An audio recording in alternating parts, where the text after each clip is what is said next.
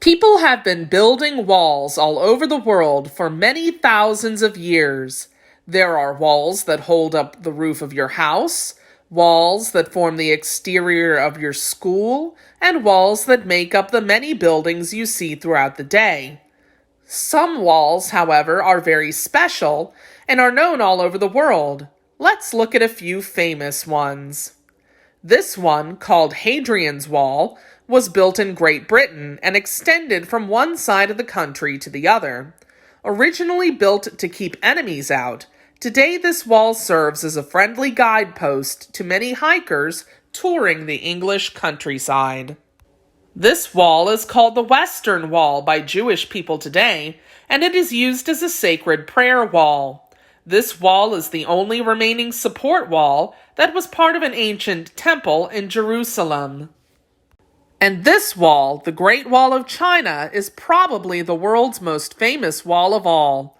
It snakes along over 4,000 miles of land in northern China. Like Hadrian's Wall, the Great Wall of China was built to keep enemies out.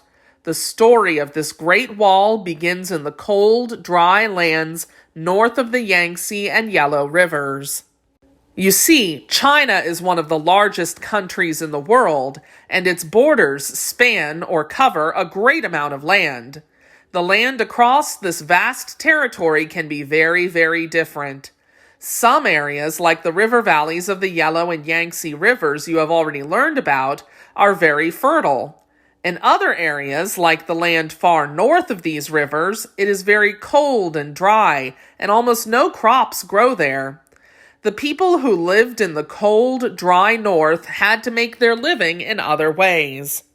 Long ago, in these cold northern lands beyond the boundaries of China, a group of nomads lived by raising animals. Nomads are people who move from one place to place rather than settling in a single area. They rode on horses, herding sheep and goats from place to place in search of grass for grazing. Life was very hard for these nomadic people who lived to the north of China. Perhaps that is why they became such fierce warriors. These northern nomads regularly crossed over the boundary into China on horseback, stealing food, gold, and animals. The Chinese thought of many ways to keep the attackers out. All along the northern border of China, the Chinese built walls of earth, stone, and wood. The materials they used depended upon what was readily available in the areas where they lived. For hundreds of years, the Chinese built many separate walls to keep out northern invaders.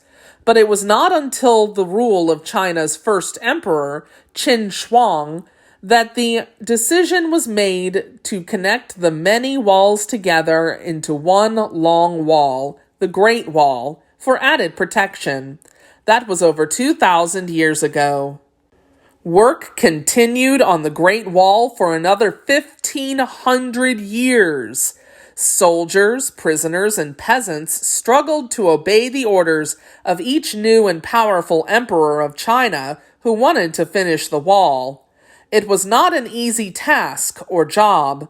The wall stretched out across the land like a giant dragon, often built on the highest ground like mountain ridges, to make it even more difficult for invaders to cross.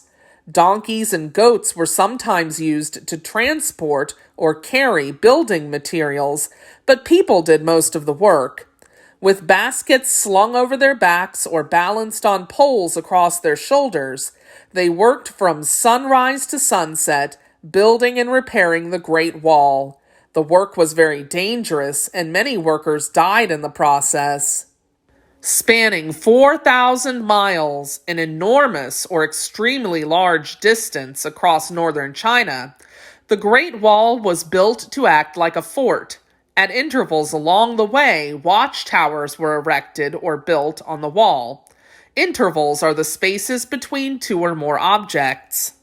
At one time, there were nearly 25,000 watchtowers. Supplies were stored inside these tall spires: bows, arrows, cooking tools, and medicines. Soldiers posted atop the lookout towers kept watch for invading warriors. If they sensed danger, they used flags and drums to send signals from tower to tower. At night, fires along the wall alerted Chinese soldiers of possible enemy attack.